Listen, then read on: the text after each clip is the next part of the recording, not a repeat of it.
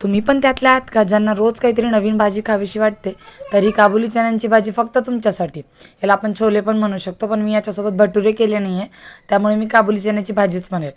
पण एक नंबर बनली होती ही भाजी. तर त्यासाठी काही नाही, फक्त रात्रभर छोले भिजवून घ्यायचे, 7-8 शिट्ट्या काढून शिजवून घ्यायचे.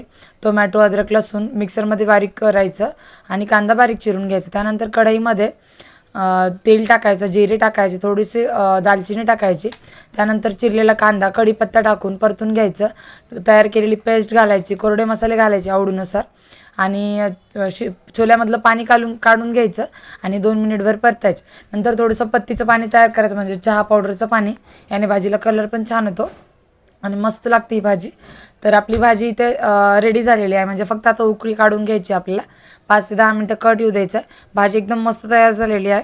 कशी वाटली आजची रेसिपी सांगा आणि तुम्हाला पण अशी भाजी खायला आवडते का सांगा आणि जाता जाता तेवढं सबस्क्राईब